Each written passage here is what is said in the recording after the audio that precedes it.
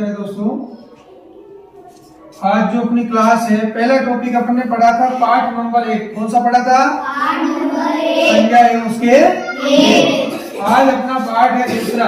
कौन सा पाठ है? दूसरा। इसका नाम है सर्वनाम एवं उसके संज्ञा। अच्छी प्रकार से समझ में आ गई सबके? संज्ञा से अगला स्टेप क्या है? सर्वनाम। तो जैसे अपन ने संज्ञा का अर्थ जाना, वैसे ही सबसे पहले जो अपने सर्वनाम है, कौन सा नाम है? सर्वनाम। इस सर्वनाम का अपन अर्थ समझते हैं। क्या समझते हैं? अर्थ। ठीक है। तो पहली बात तो ये कि सर्वनाम शब्द जो है वो कितने शब्दों से मिलकर बना है? तो कितने शब्दों से? 2 शब्दों से। तो अपन क्या लिखेंगे? सर्वनाम शब्द, सर्वनाम शब्द 2 शब्दों से, 2 शब्दों से मिलकर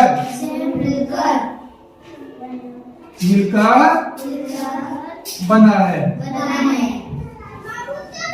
अब वो 2 शब्द कौन से हैं? सर्व प्लस नाम। ध्यान रखना, क्या हो गया? सर्व प्लस नाम। देखो सर्वनाम, सर्व को अलग किया, नाम को अलग किया। सर्व का अर्थ होता है सभी का या सबका, सभी का या सबका। सर्व का अर्थ है सभी का या सबका। तो अर्थात,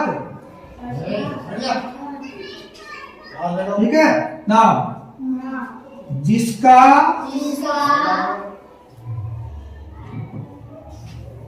अर्थ है सभी का नाम, सभी का नाम। तो बात आगे समझ में बेटा। संज्ञा में अपन ने क्या कहा था कि संज्ञा का अर्थ होता है नाम, और सर्वनाम जो है वो कितने शब्दों से मिलकर बना है? 2 शब्दों से। कौन कौन से? सर्व और नाम। सर्व और नाम। पहला शब्द है सर्व, दूसरा नाम क्या है? नाम। ठीक है। और इसका अर्थ क्या हुआ? सभी का नाम, या कह सकते हैं सबका नाम।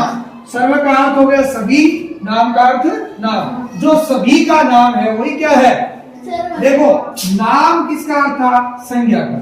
इसका मतलब परिभाषा इसी से निकलती है कि जो जो संज्ञा के नाम थे उनकी जगह जो आएगा वो क्या होगा? सर्वनाम होगा। क्या होगा? सर्वनाम होगा। तो परिभाषा पर लिख सकते ना भाई? परिभाषा इसकी बना सकते हैं कि नहीं बना सकते? क्या परिभाषा हुई? ये तो मैंने बहुत बार आपको सिखा रखी है, आनी चाहिए। क्या होती है? बोलिए।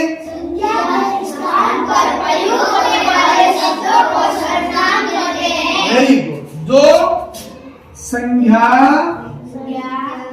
के स्थान पर प्रयुक्त होने वाले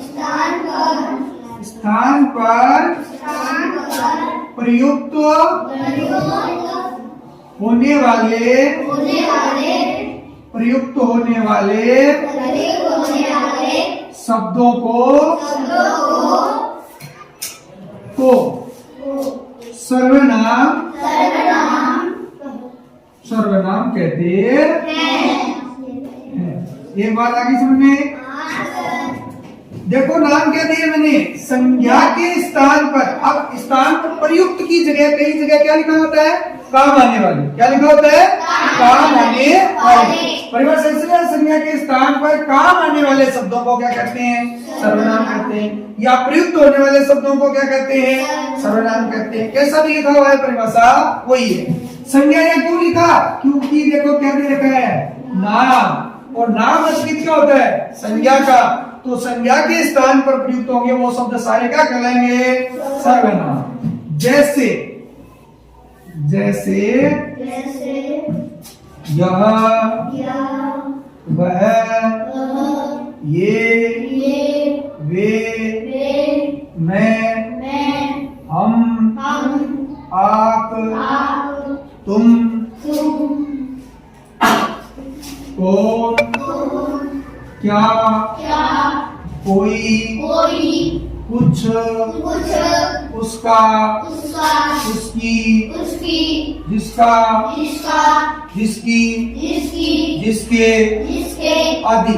ये सब क्या होते हैं? सर्वनाम होते हैं। देखो संज्ञा में तो आ रहा था कोई नाम, अब वो चाहे व्यक्ति का है, वस्तु का है, चाहे स्थान का है, चाहे पदार्थ का है, चाहे भाव का है, वहां पर कोई ना कोई क्या आ रहा था? नाम आ रहा था।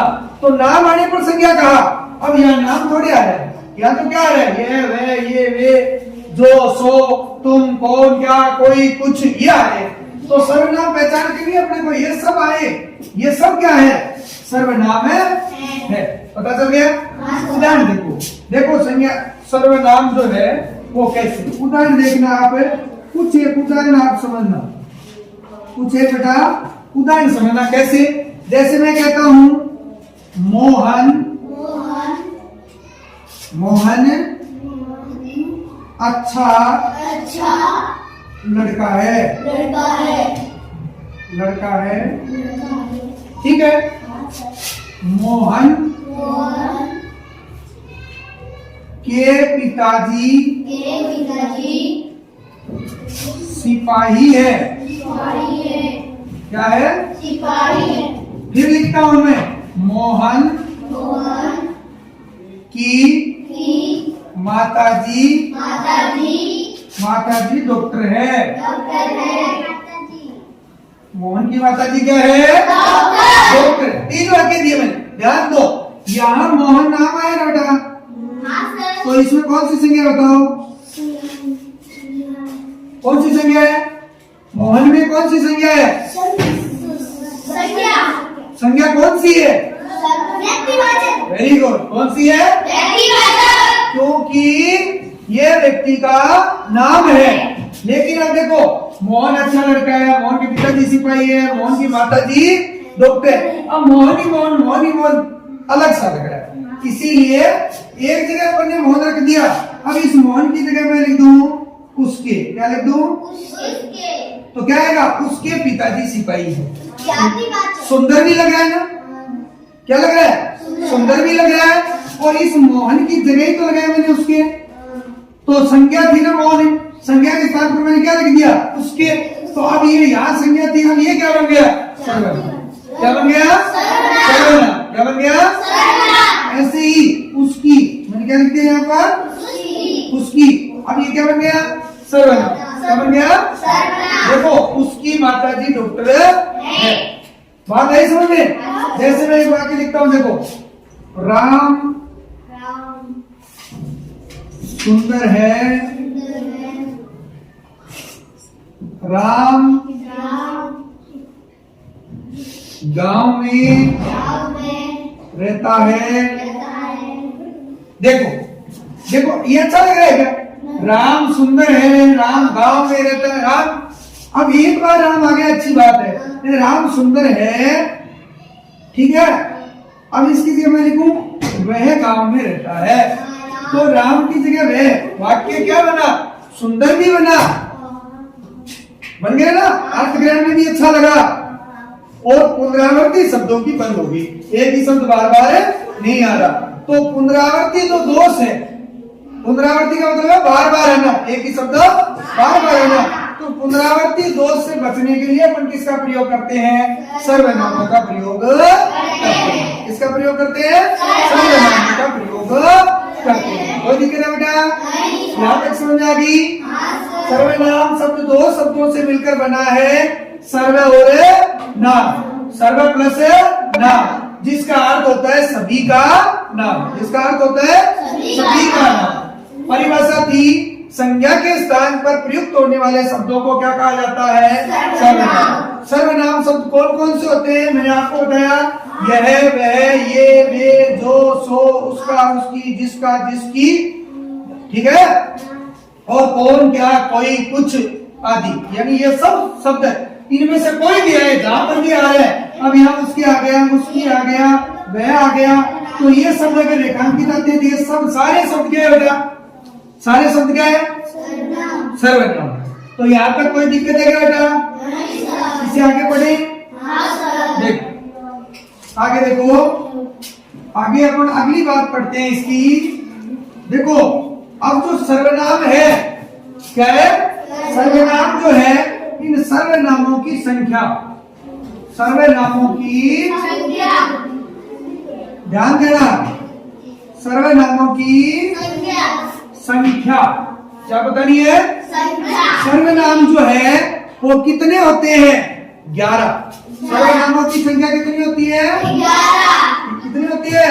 11 याद रखना है। सर्वनामों की संख्या कोई भी पूछे आपको 11 बतानी है। मूल सर्वनाम कितने होते हैं? 11। देखो ऐसे तो सर्वनाम क्या होते हैं? 100 से भी ऊपर होते हैं। कितने होते हैं? 100 से भी ऊपर होते हैं। क्यों? वो किनके कारण बनते हैं? कारक लगने के कारण। कारक के जो चिन्ह होते हैं ना, वो कारक के चिन्ह लगाते जाओ तो उनकी संख्या बढ़ती जाएगी और वो 100 से भी ऊपर पहुंच जाते हैं। कितने पहुंच जाते हैं?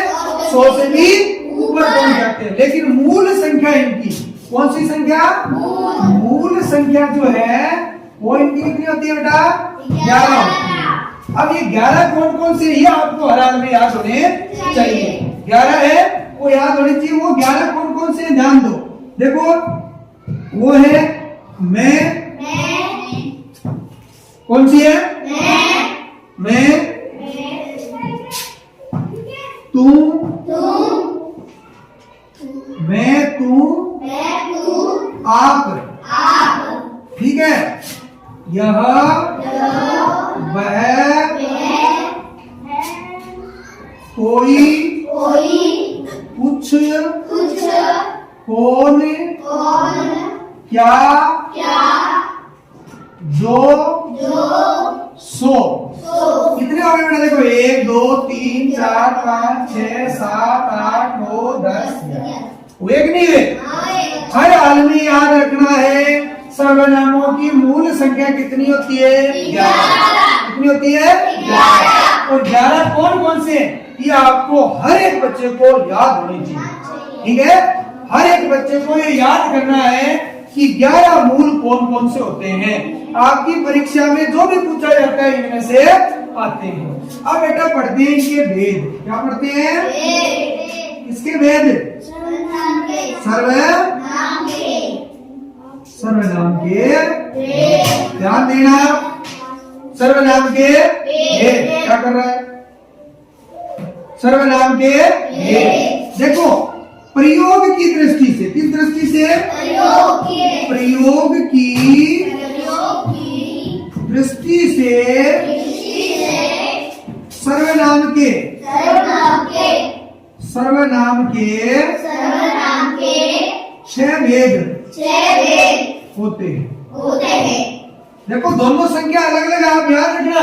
जब सर्वनामों की संख्या पूछे तो 11 बताना है और जब भेद या प्रकार पूछे तो कितने? 6। अब ये नहीं मैं पूछूं भेद कितने, आप कह दो सर 11 होते हैं। 11 तो सर्वनामों की क्या है? संख्या।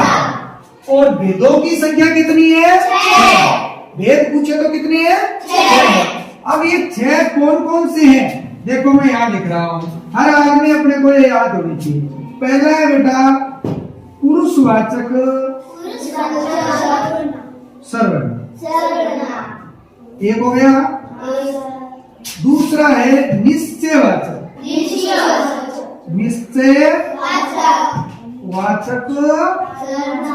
निश्चयवाचक सर्वनाम। तो निश्चय है तो अनिश्चय भी होगा। अनिश्चय वाचक सर्वनाम। फिर है संबंधवाचक। कौन सा वाचक? संबंधवाचक सर्वनाम। फिर है बेटा निजवाचक। कौन सा वाचक? निजवाचक सर्वनाम। और अंतिम है प्रश्नवाचक। सबको याद है ये? याद है कि नहीं? नहीं है जिनको वो कर लो, क्योंकि ये मैं बार बार करवाता हूँ आपको। देखो प्रयोग की दृष्टि से सर्वनाम के कितने भेद होते हैं? 6 भेद होते हैं। कौन कौन से? पहला है पुरुषवाचक सर्वनाम, दूसरा है निश्चयवाचक सर्वनाम, तीसरा है अनिश्चयवाचक सर्वनाम, चौथा है शब्दवाचक सर्वनाम, पांचवा है निजवाचक, निजवाचक सर्वनाम और छठा है प्रश्नवाचक सर्वनाम। अब एक चीज यहाँ से और ध्यान रखना बेटा, ये जो है इनमें कौन कौन से क्या क्या आते हैं वो चीज अपने को देखनी है। यहाँ जो है, ठीक है, सब मैं बताता हूं। ये जो अपने 11 लिखे ना, ये किस में आते हैं? पुरुषवाचक में मैं, हम, ठीक है, तू, तुम, ठीक है, यह, वह, ठीक है। और निश्चयवाचक जो है इसमें भी क्या आता है? यह, वह, यह, ये, वे, ठीक है। अनिश्चय में कोई, कुछ, और संबंधवाचक में आएगा जो, सो, ठीक है, या जिसका, जिसकी, उसका, उसकी, ठीक है, ऐसे आएंगे। और निजवाचक जो है, निजवाचक इसमें आप, स्वयं, स्वतः, खुद, यह आएगा। प्रश्नवाचक में कौन, क्या, किसे, किससे, किसको, ये सब आएंगे। अब ये सारणी आपको पता होनी चाहिए। देखो, पुरुषवाचक सर्वनाम जिसमें मैं, इसका बहुवचन हम, तुम का तुम, यह वह, निश्चय में यह वह है। देखो यहाँ भी है, यहाँ भी है ना, है कि नहीं? आता है।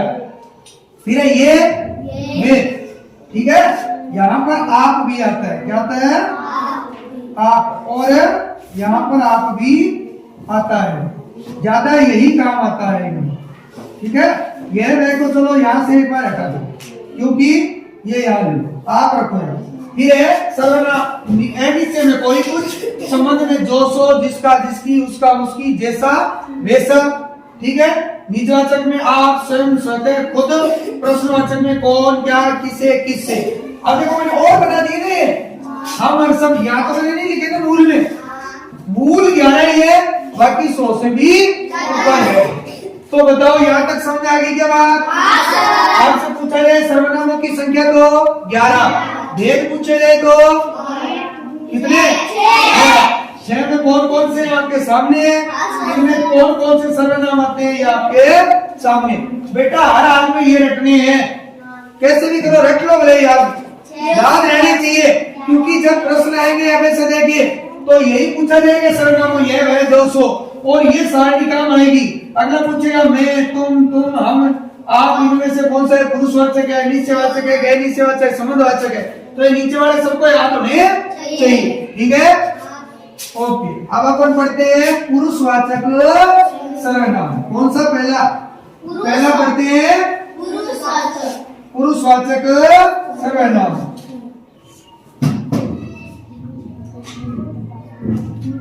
पहला 1 नंबर पढ़ रहे हैं बेटा, पुरुषवाचक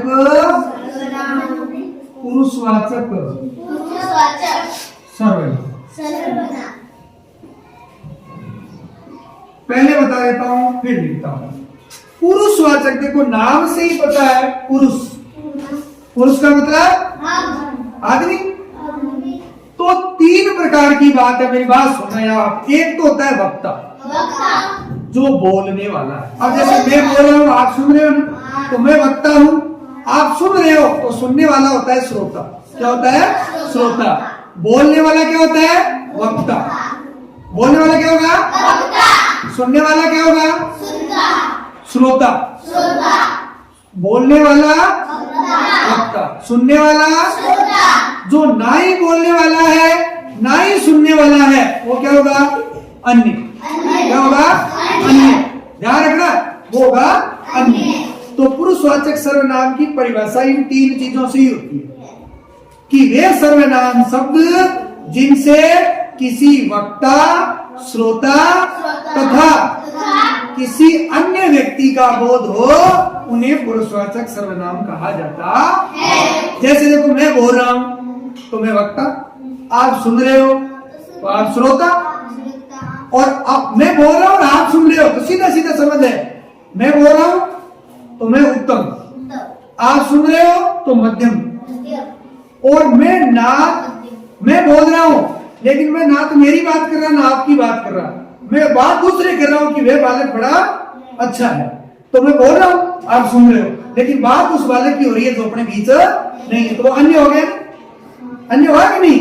तो तीन बातें समझ में आ गई। बोलने वाला वक्ता, सुनने वाला श्रोता, सुनने वाला श्रोता, बोलने वाला वक्ता, जो ना बोलने वाला है ना सुनने वाला वो अन्य। क्या होगा? अन्य। तो परिभाषा आ गई समझ में आप? तो देखिए, वे सर्वनाम शब्द, वे सर्वनाम शब्द जो किसी वक्ता पोस्टर में लिख देता हूँ बेटा, बोलने वाला। क्या होगा? बोलने वाले को क्या कहते हैं? वक्ता कहते हैं। बोलने वाले को क्या कहते हैं? तो किसी वक्ता, श्रोता यानी सुनने वाला। याद रखना है परिभाषा। देखो, वे सर्वनाम शब्द, क्यों सर्वनाम के भेद पड़ रहे हैं तो शब्द कैसे होंगे? सर्वनाम के। तो वे सर्वनाम शब्द जो किसी भी, कोई भी हो सकता है वक्ता, मेरी नहीं बात, मैं पढ़ा रहा हूँ आप सुन रहे हो तो मैं वक्ता हो गया, आप श्रोता हो गए। आप बोलोगे कुछ पूछोगे तो मैं सुनूंगा, तो आप वक्ता मैं श्रोता। ठीक है? तो वे सर्वनाम शब्द जो किसी वक्ता यानी बोलने वाला, श्रोता तथा, श्रोता यानी सुनने वाला, तथा किसी अन्य के लिए, किसी अन्य का बोध कराते हैं। ठीक है? ये सर्वनाम शब्द जो किसी वक्ता, श्रोता तथा किसी अन्य का बोध कराते हैं उन्हें पुरुषवाचक सर्वनाम कहते हैं। पुरुषवाचक सर्वनाम कहते हैं। बोलो बेटा, कोई दिक्कत है क्या यहाँ तक? कोई दिक्कत नहीं है। तो देखो, वक्ता यानी बोलने वाला, श्रोता यानी सुनने वाला, और अन्य यानी ना वक्ता ना बोलने वाला है ना ही सुनने वाला, ना वक्ता है ना श्रोता है, वो कोई तीसरा ही है। जैसे मैं बोल रहा हूँ तो वक्ता, आप सुन रहे हो तो श्रोता, लेकिन मैं ये बोल रहा हूँ कि वह बालक बड़ा उदंडी है, तो मैं बोल रहा हूँ ना मैं मेरी बात कर रहा हूँ, आप सुन रहे हो ना मैं आपकी बात कर रहा हूँ। मैं ये कहूँ कि ये बालिका बड़ी उदंड है तो मैं इसकी बात कर रहा हूँ, क्लास की हो रही है अपनी, तो सुनने वाले की बात हो रही है। लेकिन मैं कहूँ वह बालक बड़ा उदंडी है, तो इसका मतलब मैं बोल रहा हूँ आप सुन रहे हो लेकिन बात किसी और की हो रही है, तो वो क्या होगा? अन्य। तो ना वक्ता है ना श्रोता है, वो तो क्या है? अन्य है। तो वे सर्वनाम शब्द जो किसी वक्ता, श्रोता तथा किसी अन्य का बोध कराते हैं उन्हें पुरुषवाचक सर्वनाम कहते हैं। अब देखो, पुरुषवाचक सर्वनाम के भेद। पुरुषवाचक सर्वनाम के भेद। बेटा, पुरुषवाचक जो सर्वनाम होता है ना, उसके तीन भेद। कितने भेद होते हैं? तीन भेद। ध्यान रखना, पहला होता है उत्तम पुरुषवाचक सर्वनाम। उत्तम पुरुषवाचक सर्वनाम। दूसरा होता है मध्यम पुरुषवाचक सर्वनाम। ठीक है? और तीसरा होता है अन्य। क्या होता है? अन्य पुरुषवाचक सर्वनाम। अन्य पुरुषवाचक सर्वनाम। तो आपसे पूछा जाए पुरुषवाचक सर्वनाम के कितने भेद होते हैं? तीन भेद होते हैं। कितने भेद होते हैं? तीन भेद होते हैं।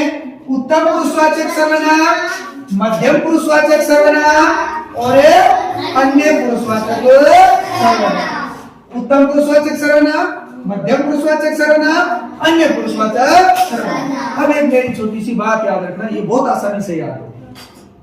देखो, इसमें तीनों की परिभाषा है ना, वक्ता, श्रोता, अन्य। एक साथ आई तो पुरुषवाचक सर्वनाम, और तीनों को अलग अलग कर दिया तो तीनों की अलग अलग परिभाषा बनी। देखो उत्तम पुरुष वक्ता, वक्ता वक्ता यानी सुनने बोलने वाला, बोलने वाला वाला। और ये है श्रोता, श्रोता श्रोता यानी सुनने वाला वाला। और ये अन्य, अन्य न वक्ता न श्रोता, ना ही वक्ता ना ही श्रोता, अन्य हो गया ना। अब इससे आपको परिभाषा आ रही है क्या समझ में? क्या आएगी? यहीं से बन जाएगी। देखो वे, ध्यान देना है, वे सर्वनाम शब्द जो किसी वक्ता का बोध कराते हैं, उसे उत्तम पुरुषवाचक ठीक है, उसे उत्तम पुरुषवाचक सर्वनाम कहते हैं, सर्वनाम कहते हैं, कहते हैं। अब इसमें आता है देखो बेटा मैं और हम। तो मैं के और रूप हो गए ना, मैं से देखो मेरा, मुझे, मुझको, आ रहे कि नहीं आ रहे? मैंने, आपसे शुरू हो रहे हैं क्या? आपने बोल दिया आपको, आप इसमें आ जाएगा मैं और हम से ही बनाने हैं, मैं और हम।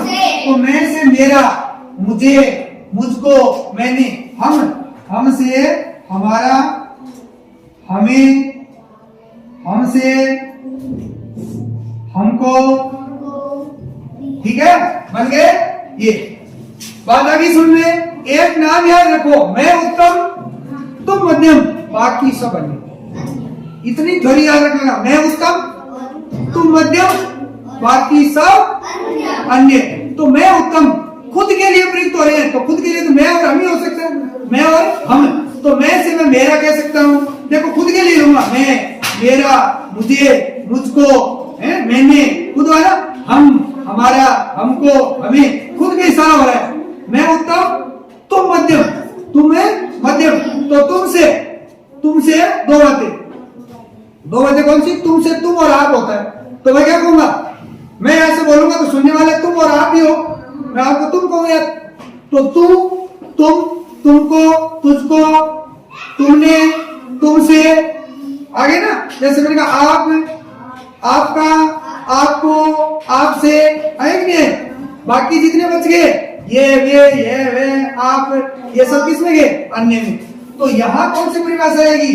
वे सर्वनाम शब्द जिनसे, या वे सर्वनाम शब्द जो किसी श्रोता के लिए प्रयुक्त हो,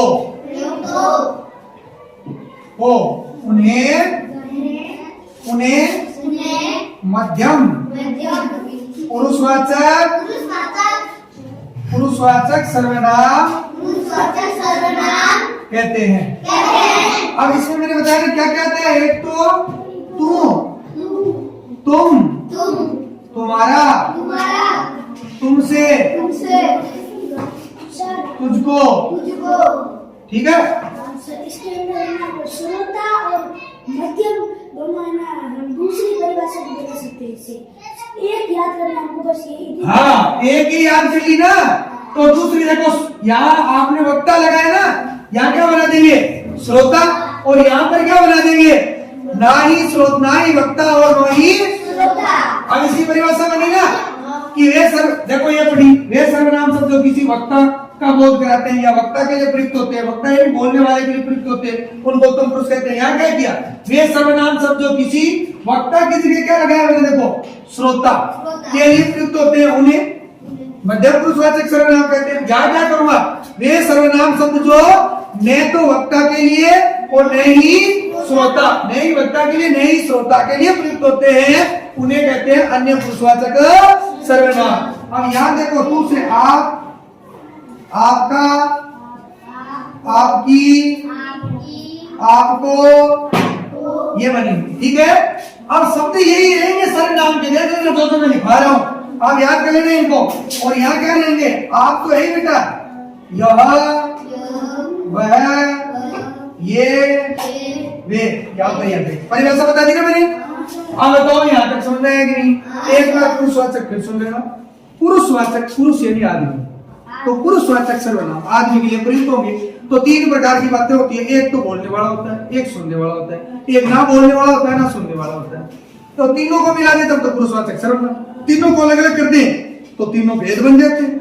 हमने क्या कहा, वे सर्वनाम शब्द जो किसी वक्ता, श्रोता या किसी अन्य के लिए प्रयुक्त होते हैं तो उन्हें पुरुषवाचक सर्वनाम कहते हैं। पुरुषवाचक सर्वनाम के कितने भेद होते हैं? तीन।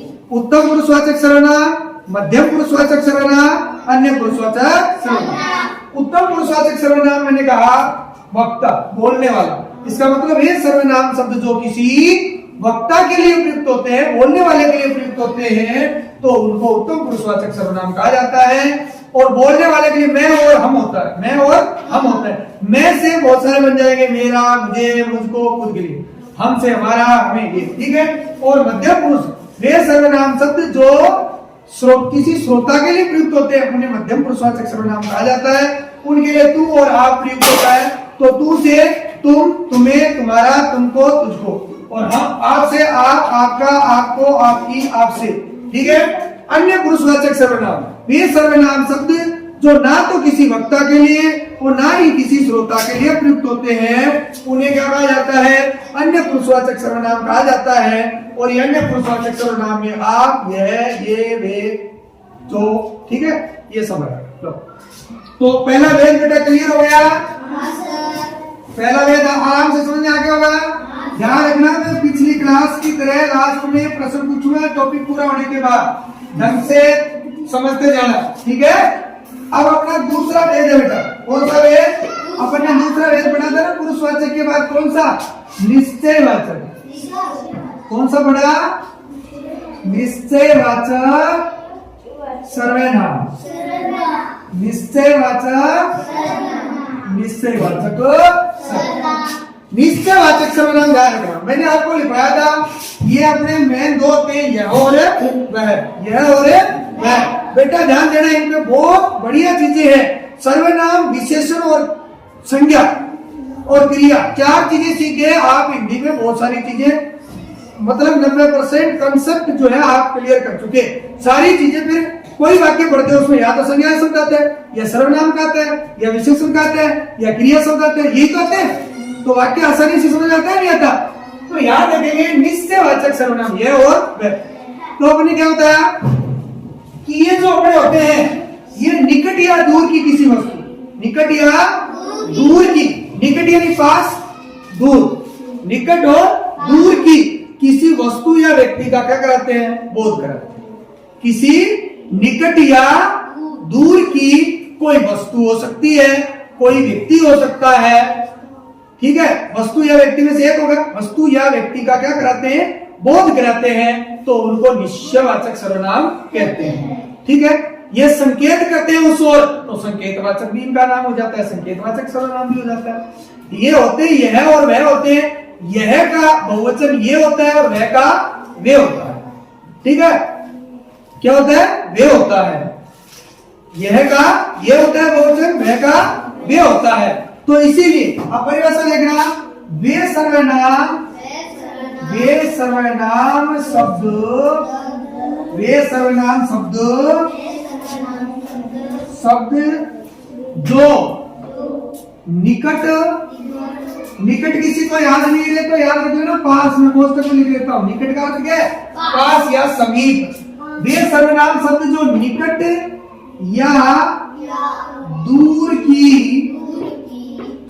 किसी वस्तु या व्यक्ति की ओर, व्यक्ति की ओर संकेत करते हैं, करते हैं, उन्हें निश्चयवाचक, निश्चयवाचक सर्वनाम कहते हैं। उन्हें क्या कहते हैं? निश्चयवाचक सर्वनाम कहते हैं। जैसे देखो बेटा, बात आ गई ना समझ में।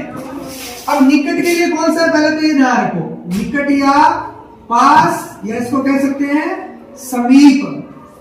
तो इनके लिए आता है यह तो आता है बेटा एक वचन के लिए। किसके लिए? एक वचन। यह एक वचन के लिए, और ये किसके लिए? बहुवचन के लिए, बहुत सारों के लिए। ठीक है। और दूर की वस्तु के लिए वह आता है। क्या आता है? वह।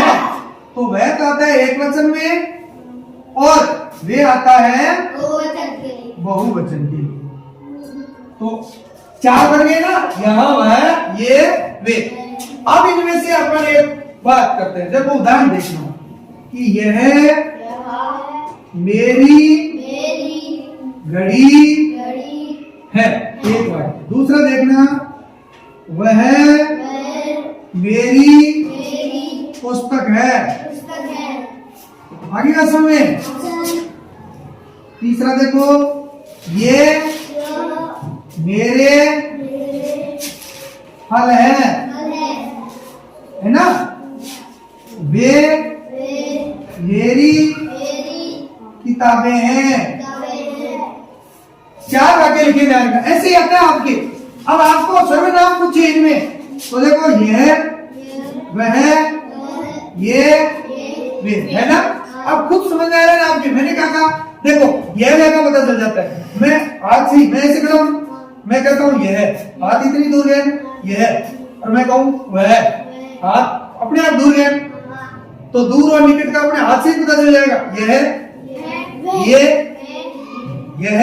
ये, तो नजदीक है। वह, वे, तो हाथ यहां से कहां गया? दूर गया।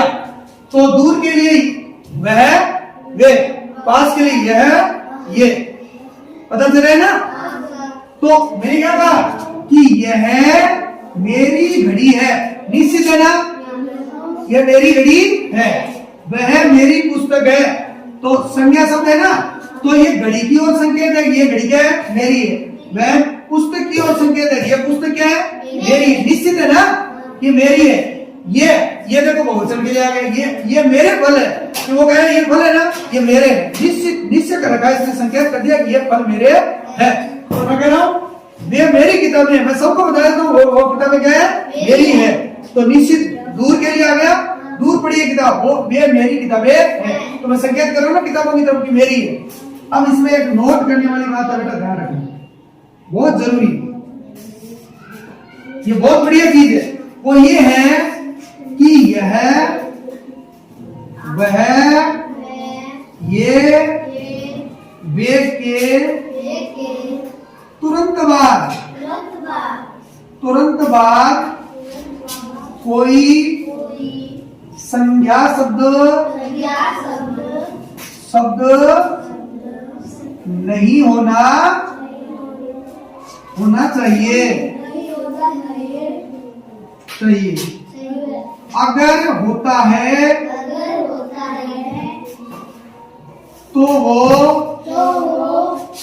तो वो सार्वनामिक या कह सकते हैं संकेतवाचक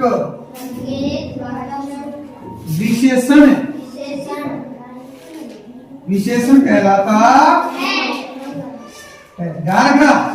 इनके बाद देखो, इनके बाद क्या है? यह के तुरंत बाद क्या है? मेरी, मेरा, मेरी, तो फिर क्या है? सर्वनाम है। देख लो शब्द क्या, मेरा, मेरी, यही है ना, तो ये सर्वनाम है। लेकिन इसी वाक्य को बेटा मैं ऐसे लिख देता, यह घड़ी मेरी है। देखो वाक्य बदल गए। इस बात पे ध्यान देना सारे।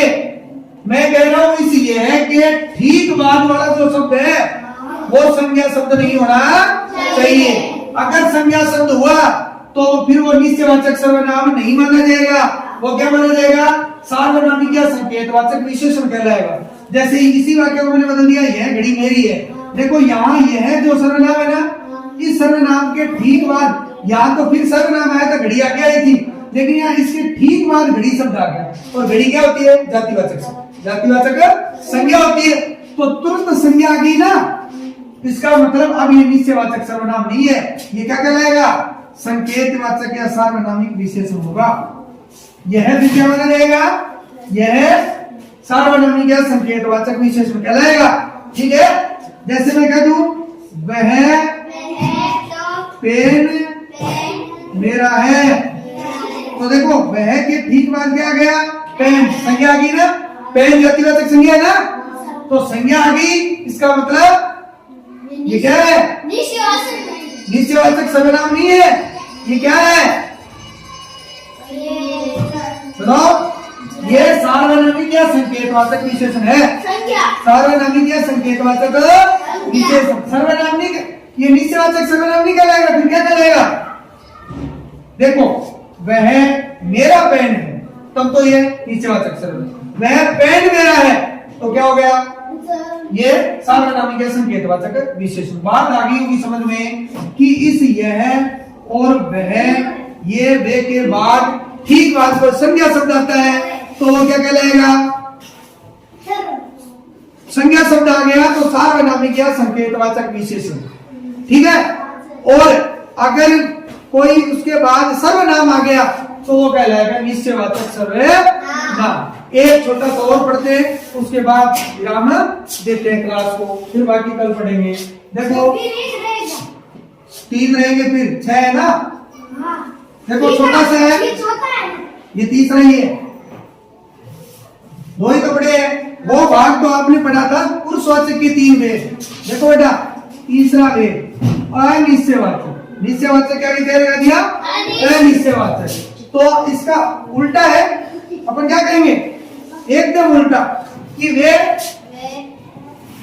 सर्वनाम शब्द जिनसे किसी वे सर्वनाम शब्द जिनसे किसी वस्तु या व्यक्ति की अनिश्चितता का बोध हो उन्हें अनिश्चयवाचक सर्वनाम कहते हैं। ठीक है, क्या कहते हैं, अनिश्चयवाचक सर्वनाम कहते हैं। जैसे देखो बेटा इसमें आता है कोई और कुछ, 2 आते हैं, कोई और कुछ, कोई और कुछ, तो कोई भी मैंने कह दिया को कोई दरवाजे पर या कोई आया है, इतना लिखो, कोई आया है, तो क्या निश्चित है क्या कौन है, पता नहीं है ना अपने को। देखो मैंने कहा चाय में कुछ गिर गया है, तो कुछ है ना, अब क्या गिर गया आपको पता है क्या, क्या गिर गया पता है क्या, कुछ गिर गया है, अब वो क्या गिरा है पता नहीं है, कोई आया है, मैं कहता हूँ दरवाजे पर कोई खड़ा है, दरवाजे पर कोई खड़ा है, तो क्या पता चल रहा है क्या कौन है, नहीं पता ना, तो ये अनिश्चयवाचक जिसमें अनिश्चितता का बोध रहता है उन्हें अनिश्चयवाचक सर्वनाम कहते हैं। तो आज की क्लास में बेटा आपने सर्वनाम का अर्थ, सर्वनाम की परिभाषा, सर्वनाम की संख्या, सर्वनाम के भेद और भेदों में आपने तीन भेद पढ़े, पुरुषवाचक, निश्चयवाचक, अनिश्चयवाचक। बाकी 3 भेद जो बचे बेटा वो अपन पढ़ेंगे नेक्स्ट क्लास में। आज की क्लास के लिए इतना ही। राम राम।